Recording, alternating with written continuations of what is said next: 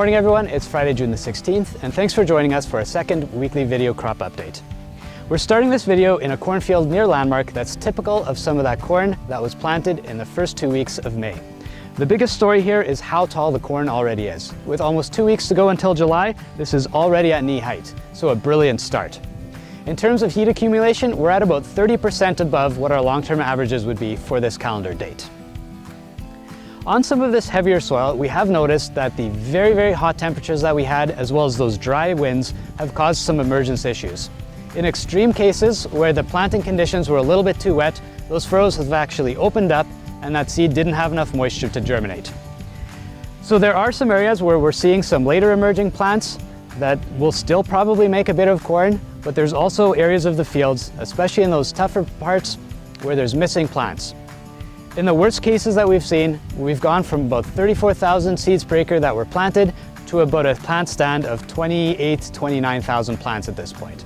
So again, that's still a good stand to be working with for the rest of the season. We have been noticing some weed escapes, and of course that is always a topic that we talk about this time of year. This crop here is at about the V6 to V7 stage, and that's important in terms of timing that last pass of herbicide before these plants close in the rows, and we basically just let it grow for the rest of the season. So for some of the tougher to control weeds like kochia, which we found a little bit of in this field, you can use Liberty, but only if it's acre max corn, and that's critical. You cannot spray the Liberty 200 SN on a straight Roundup product. If you're looking for a safer option, you can use Impact or Armazon. These are registered up to the V7 stage.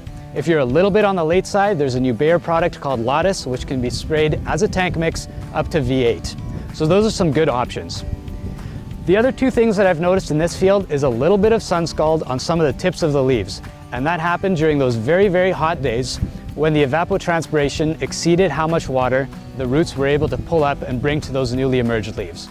It's not going to be a big problem moving forward, but what we're actually seeing is that the haze in the air is probably a good thing. It's keeping those temperatures a little bit lower and having a little less of that sun beating down on these young plants. The last thing that we're scouting for on this field, because there is some P7822R in here, is just some early signs of corn borer.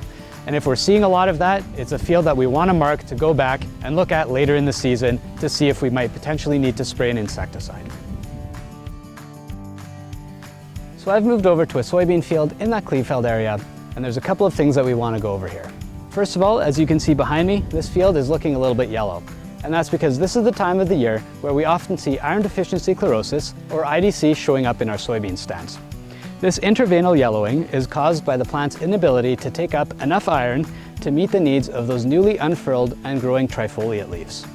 The good news is that as the soil warms up and those root systems expand, we're going to be able to pick up enough iron to green up a stand like this within a couple of days to a week.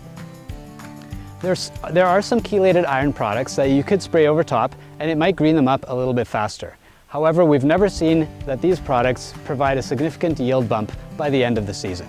So again, it's probably just one of those things where we should be a little bit patient and let the plants grow through it.